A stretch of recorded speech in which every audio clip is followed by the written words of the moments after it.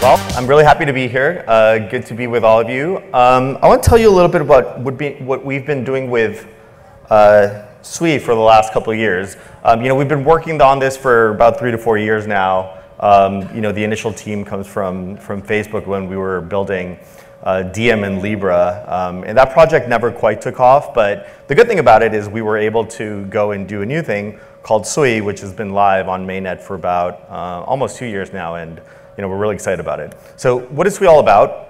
I think if you look at it, even though it's a very tech-centric project that's very sophisticated, really what we're trying to do is something very simple. We're just trying to improve the user experience of using blockchain, Web3, smart contracts, these types of platforms in all sorts of ways to really onboard the next billions of users. And when we talk about user experience, we talk about improving the user experience for actually end users who have to use wallets and send transactions and things like that. For issuers who are needing to issue assets, tokenize stuff, make sure that SWE can be the type of platform where it provides the rails for payments or for settling assets or trading assets or whatever it is they're interested in. And finally, for app developers, people that want to sort of experiment and innovate in types of applications that can be built on open networks. And this is pretty much what we're doing. And though it sounds very simple, there's a lot of depth here. But we really think that this is a secret sauce for unlocking Web3 for mass consumer audiences. And so let me delve a little bit deeper into this. What do we mean by user acquisition? Like, what is an example of it? So something that SWE has, which is sort of very basic when you think about it from first principles, but something that has been lacking in the Web3 space is things like ZK login. What ZK login does, and by the way, there's a typo, it says ZFi login, but it's ZK login. The idea is you can basically log in or use an address on chain using traditional credentials, whether it's your Google address, your Twitch account, your Apple account, your Facebook account, whatever. So it really sort of removes this complexity of thinking about private keys, seed phrases. That is sort of way too complex for most people.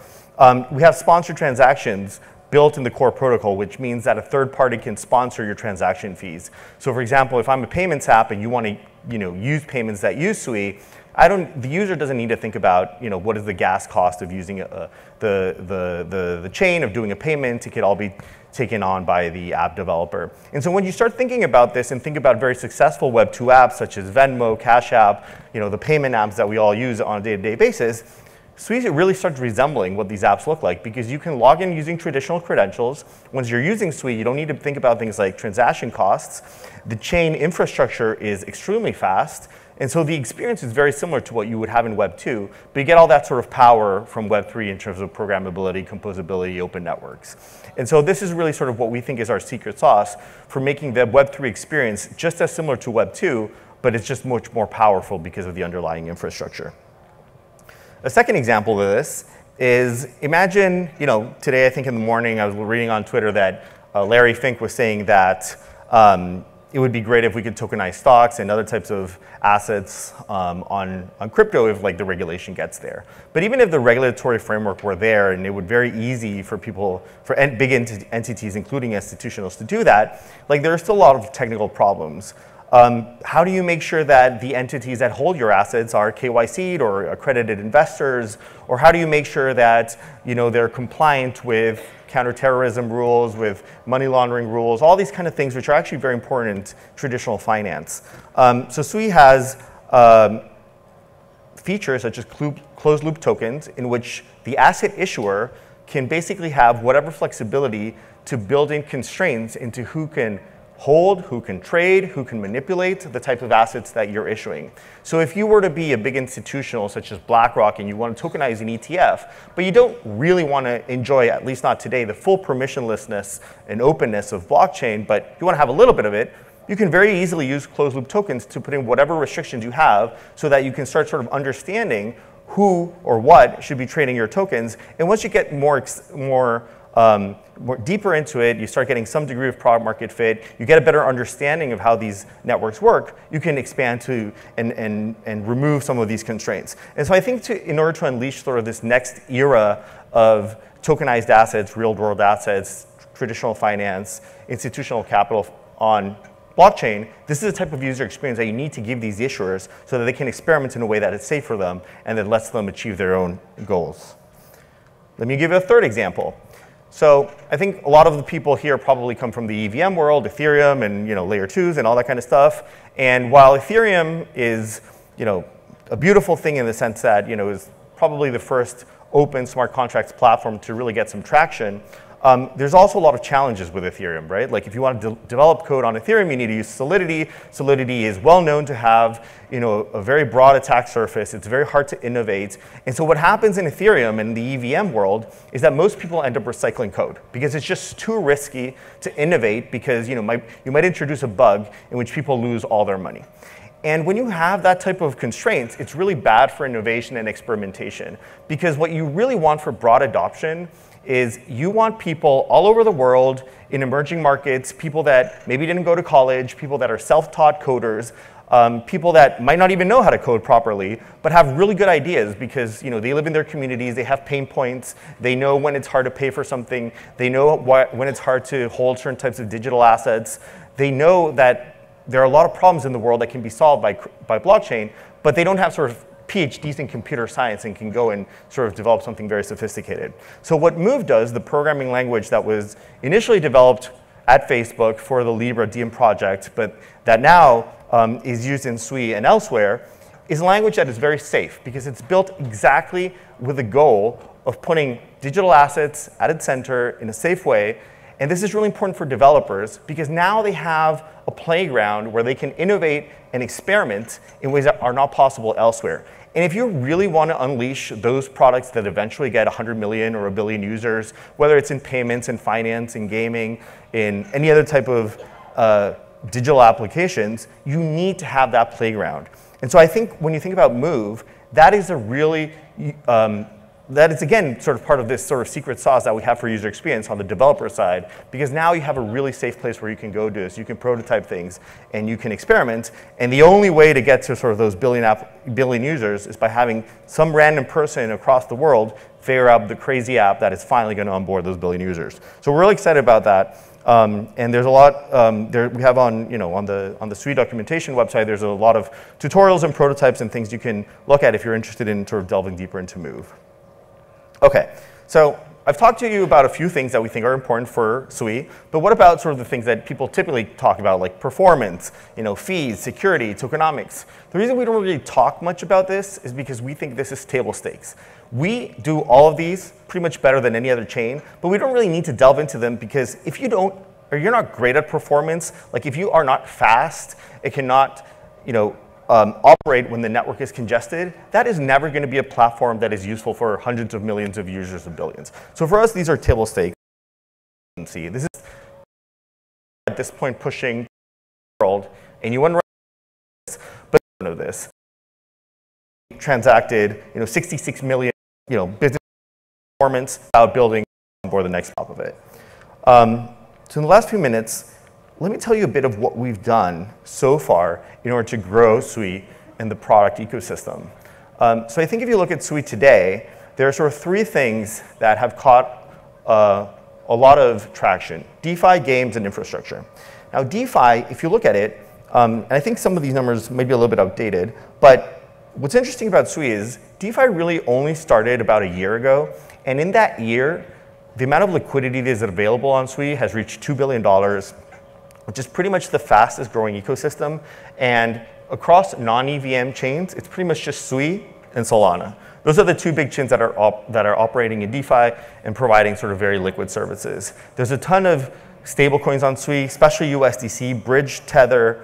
And what's interesting about Sui, again, going to the table stakes, if you look at this little chart that says gas fees and demand, you can see that the orange line, which is the cost of transacting on Sui, and the blue line, which is the amount of transactions that are coming in, the orange line is constant, which is a very strange thing to think about if you come from more traditional blockchains in which there's a limited amount of block space, and when more volume, more demand starts hitting the network, gas fees go up because there's just so much space that can go around. It's kind of like it's Uber. Suddenly everyone decides they want to go to the stadium to see the NFL game. the Uber prices go up because there's just not enough Ubers. Sui doesn't have that problem because Sui can pretty much scale infinitely because of the way the architecture is built.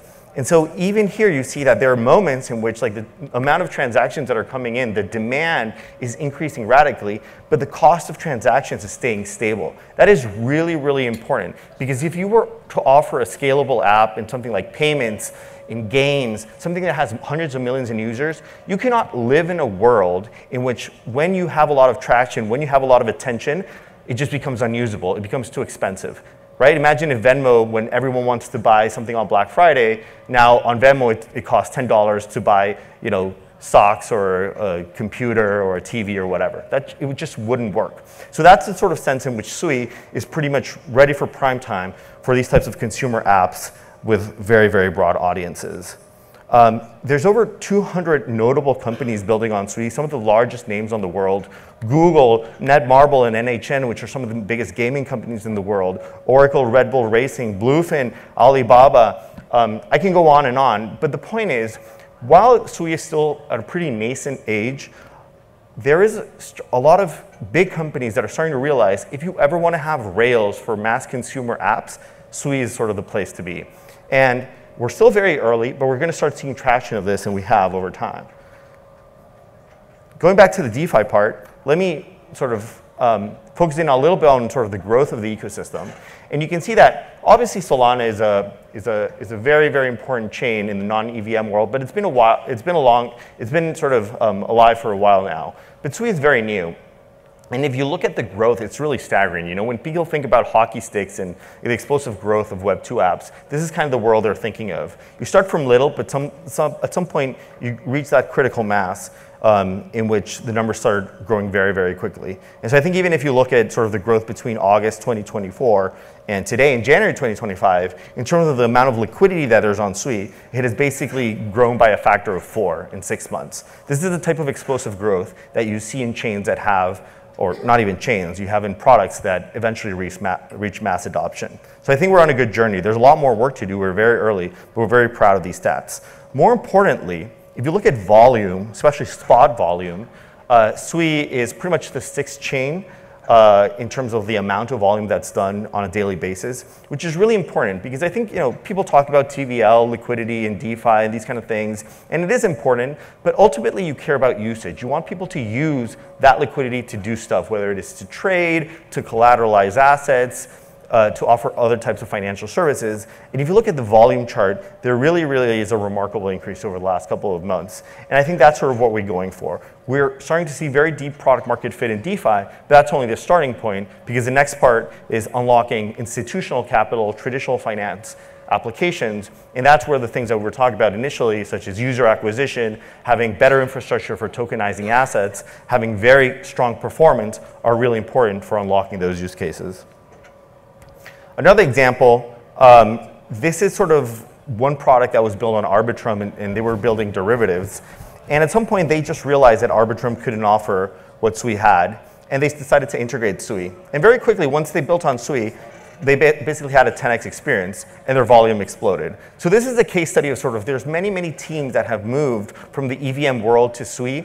And once they move there, both on the user experience of sort of developing code, they sort of, it's much easier to program and move, as I was saying, but also in terms of like the performance of those products, once they're on Sui, they just become much better because Sui has very strong performance. Another thing that's happening beyond DeFi is games.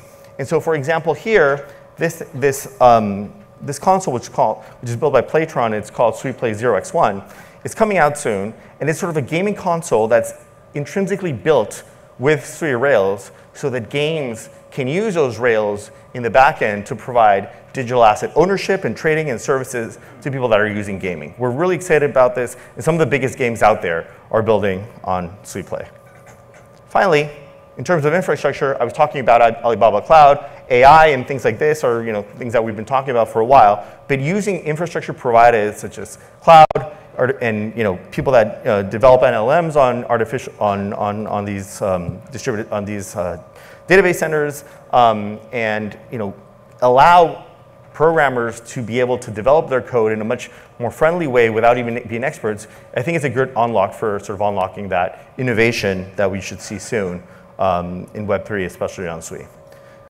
As I was mentioning, just to end up, I think if you should really check it out, login, you can use your traditional Google account, your Twitch account, your Apple ID to log into Sui. That will manage your address as having your private keys, but it is much, much more friendly than having to remember all those complicated things. This is the great unlock for onboarding those billion users. So we're going to stop there. It was really good chatting with you guys. I hope you got a bit excited about Sui. We're really excited. Check it out, and thank you so much for your time.